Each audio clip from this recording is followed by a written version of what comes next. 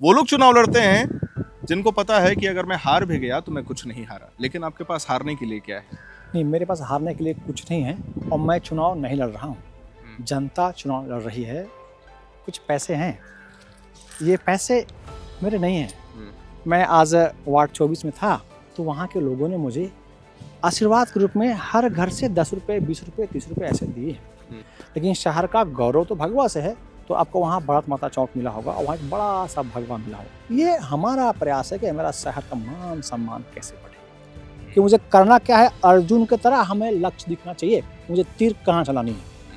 लेकिन ना हमारे पास दृढ़ संकल्प है, ना हमारे पास इच्छा शक्ति है और ना हम करना चाहते हैं। जोहार हजारीबाग। आप ये सोच रहे होंगे कि एयर नाउ की टीम हजारीबाग में क्या कर रही है। हमने बिहार विधानसभा चुनाव कवर किया, हमने तमाम इलेक्शंस कवर किए, लेकिन झारखंड में इस समय जो सरगर्मी है वो है नगर निकाय चुनाव की। इस वक्त हम मौजूद हैं हजारीबाग में। 13 मेयर प्रत्याशियों ने अपना नामांकन भरा था, 3 का नाम रद्द हो गया, 2 ने अपना नाम वापस ले लिया, लेकिन 8 प्रत्याशी चुनावी रन में इस वक्त मौजूद हैं। और आज जिस शख्सियत से हम बातचीत करने वाले हैं या जिनका परिचय हम आपको देने वाले हैं, वो एक पत्रकार हैं। एक पत्रकार, आप सोच रहे होंगे कि अमूमन क्या करेगा चुनाव में, लेकिन वही पत्रकार आज मेयर के लिए चुनाव लड़ रहा है।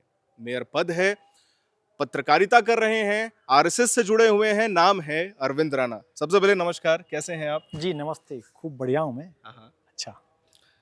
सबसे पहले हजारीबाग आया हूं और आपसे ही बातचीत हो रही है, तो मैं सीधे प्रश्न पे आऊंगा। बिल्कुल स्वागत है। सीधे प्रश्न पे। जी। अमूमन ये लोगों को लगता है कि मेयर का दायित्व क्या होता है। लोग इसी उलझन में फंसे हुए हैं कि एक मेयर का काम क्या होता है। कुछ लोग कहते हैं कि नौकरी दे देंगे, कुछ लोग कहते हैं ये कर देंगे, वो कर देंगे। लेकिन सबसे सरल सवाल मैं आपसे पूछ रहा हूं सर कि आपकी क्या दायित्व बनती है? हजारीबाग में आपने क्या कुछ देखा है, क्योंकि आप यहीं धरातल से हैं, और क्या कुछ परिवर्तित करने के लिए आप मैदान में उतरिएगा?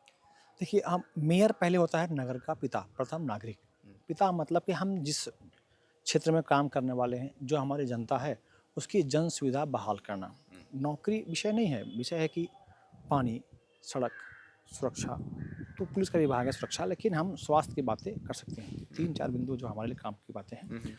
और आपने जो प्रश्न किया कि कैसे करेंगे क्षेत्र का, तो आपके पास नगर को समझने की पहले ये होना चाहिए कि आप नगर समझते हैं क्या, और जब आप नगर समझते हैं तो नगर का प्रावधान क्या है और नगर कैसे बढ़िया हो सकता है। कोई भी व्यक्ति कुछ निर्माण करता है तो वह भविष्य को देख कर करता है। हम शादी करते हैं, बच्चों को पढ़ाते हैं तो योजना बना कर करते हैं।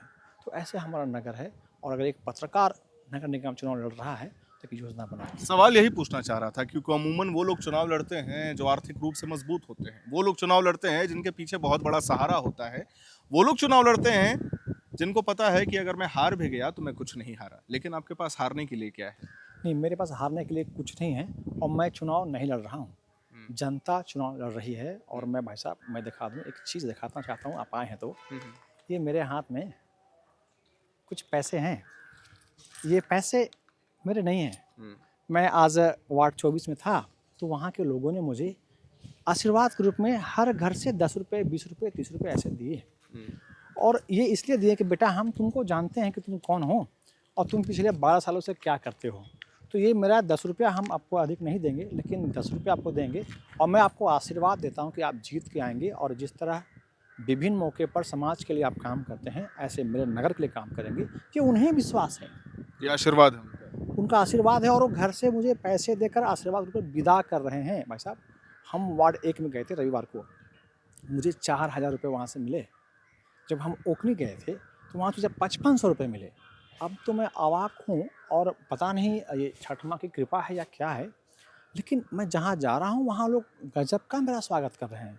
तो मुझे समझ में नहीं आ रहा कि मैं समाजसेवक होने के नाते मुझे यह सम्मान प्राप्त हो रहा है कि पत्रकार होने का नाते सम्मान प्राप्त हो रहा है। लेकिन मेरे पास यह शब्द नहीं है कि मैं, मेरे प्रति क्या लोगों में राय ऐसा हो गया कि जहाँ जा रहा हूँ लोग मेरे नाम ले रहे हैं। लेकिन मुझे लगता है कि नाम इसलिए ले रहे हैं कि जो मैंने पिछले 12 सालों से शहर में किया है। आप अभी रांची से आ रहे हैं जी। आपको एक भारत माता चौक मिला होगा। जी। इस शहर की पहचान इंटरनेशनल रामनवमी से है, भगवा से है। भाई साहब, बात बात पे यहाँ हिंदू मुसलमान होता है, लेकिन शहर का गौरव तो भगवा से है।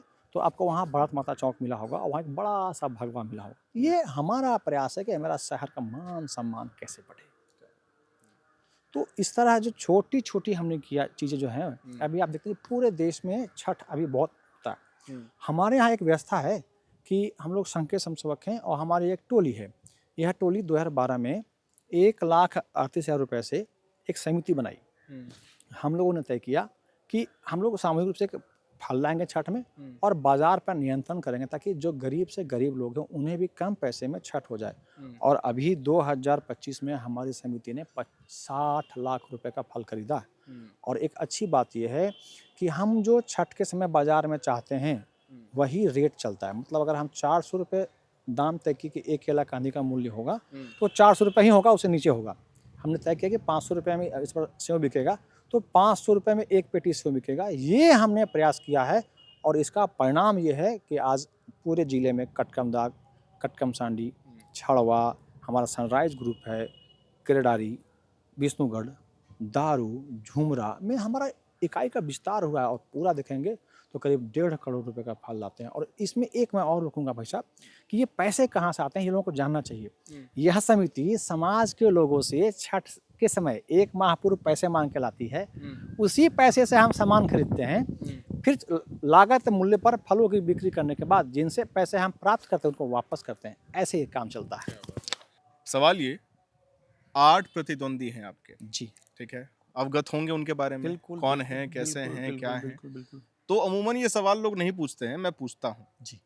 आपको क्या लगता है कि आप जिस चरण में काम कर रहे हैं, जिस गति से काम कर रहे हैं, जितना लोग आपको प्यार कर रही है, उतना ही आपके प्रतिद्वंदी में कोई और किसी और प्रतिद्वंदी में वो चमक दिखती है या वो लगन दिखती है कि आप कैसे नगर निगम क्षेत्र को बदलिएगा या देखिएगा? हाँ, ये एक गंभीर विषय है और मुझे लगता है कि हर जनता जो हमारे निगम की जनता उनको उन प्रत्याशियों से ज़रूर पूछना चाहिए कि आप एक भी ऐसा काम बता दीजिए समाज के लिए, नगर के लिए, जिससे कोई इम्पैक्ट हुआ हो। हम 30 सालों से पॉलिटिक्स में हैं, हम 50 सालों से पॉलिटिक्स में, केवल घर से बाहर निकले, चाय पिए और घर में बैठ गए।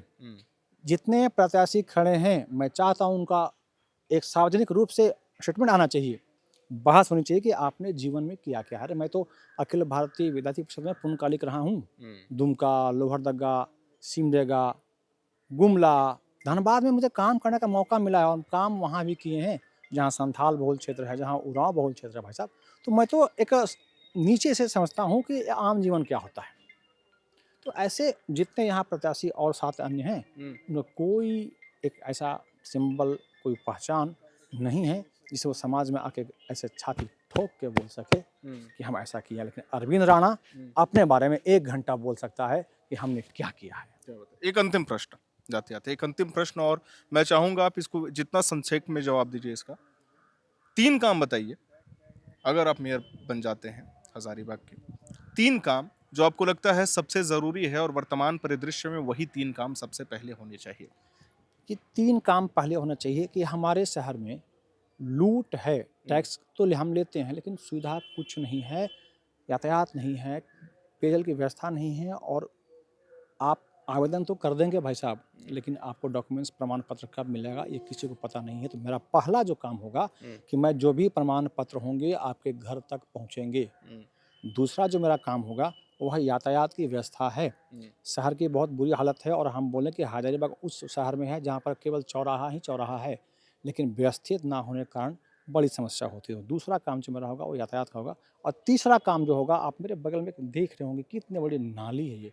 अभिषेक जी, मैं अनुरोध करूंगा, आइए थोड़ा ये सा। लेकिन मैं ये कहूँगा ये नाली नहीं है, ये नदी थी। नदी भाई साहब, नदी थी, हमारी जीवन रेखा थी। आप दिखाइए भाई साहब, मैं जहाँ खड़ा हूँ कि आज क्या हालत हो गई है। तो मेरे अरविंद के पास यह भी व्यवस्था है कि मैं कैसे इसको ठीक करूँ। और मेरा तीसरा जो व्यवस्था होगा कि मैं हमारे जो पुनर्जीवित उन जल स्रोतों को करना है जो अब खो चुके हैं, जो समाप्त हो चुके हैं या समाप्त होने के कगार पर हैं। तो मैं 3 बिंदुओं के लिए काम कर रहा हूँ कि आपको प्रमाण पत्र आपके घर तक पहुँचेंगे, यातायात की समस्या मैं दूर करूँगा, और तीसरा जो हमारा पेयजल की समस्या है, पेयजल के साथ जल स्रोतों को मैं पुनर्जीवित करूँगा। ये 3 मेरा मुख्य बिंदु है। एक सबसे बड़ी समस्या जो मैं देखता हूँ अमूमन, एक छोटा सा प्रश्न इसी में ले रहा हूँ कि केंद्र सरकार हर साल कितनी सारी योजनाएं लेकर के आती है। आयुष्मान भारत के बारे में आपने बिल्कुल, सुना होगा, लेकिन सबसे बड़ी समस्या ये होती है ना कि महिलाओं को कुछ पिछड़ा वर्ग है, कुछ दूर दराज के इलाके हैं, उन लोगों तक वो लाभ नहीं पहुंच पाता। ये काम पार्षद और मेयर का है कि कहीं ना कहीं आप उन योजनाओं का लाभ जो है वो हर घर, हर गली, हर मोहल्ले में पहुंचाइए, लेकिन ये चूक होती है सर।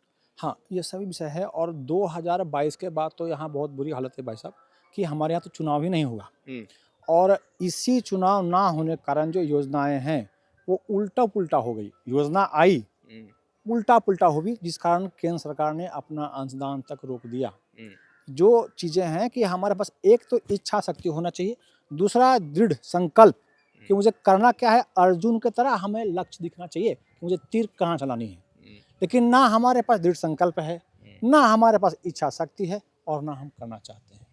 तो ये तो है ना कि भगत सिंह हमारे घर में पैदा हो, आवश्यकता भी है लेकिन मेरे घर में नहीं, पड़ोसी घर में, तो ये नहीं चलेगा। अब भगत सिंह आएगा भी, मेरे घर में आएगा और शुरुआत एक पत्रकार कर रहा है। एक पत्रकार अपनी तीसरी आंख से देखता है कि कहाँ समस्या है। हम तो समस्या को हर दिन देखते चले हैं। तो मुझे लगता है कि हमसे बेहतर कोई विकल्प नहीं हो सकता है जो अपने आप को साबित कर चुका है और इस चुनाव में एक अग्नि परीक्षा पार करके फिर से साबित करने का प्रयास करेगा। आप सुन रहे थे अरविंद राणा जी को, मेयर प्रत्याशी हजारीबाग। अभी हमारी एयर नाउ की टीम यहाँ रुकेगी नहीं। आपने समस्याएं सुनी, आपने मुद्दों को सुना कि किस विषय पर हम आने वाले समय में काम करेंगे, लेकिन सबसे ज़रूरी बात तो ये है कि क्या यहाँ के लोग सच में परिवर्तन चाहते हैं। हम बाकी प्रत्याशियों से भी मिलेंगे, बाकी मुद्दों को भी दिखाएंगे, लेकिन आपका एक वादा चाहिए, वादा ये कि आप हमारी वीडियो को इसी तरीके से प्यार देते रहिए। मैं उम्मीद करता हूँ आज की हमारी ये रिपोर्ट, ग्राउंड रिपोर्ट हजारीबाग से पसंद आई होगी। आप देख रहे थे एयर नाउ का खास कार्यक्रम वार्ड वॉच। वीडियो को लाइक करें, शेयर करें, हमारे चैनल को सब्सक्राइब करें। कैमरे के पीछे मौजूद है मेरे सहयोगी अभिषेक मुकुंद, मेरा नाम है हर्षित और आप देख रहे हैं एयर नाउ।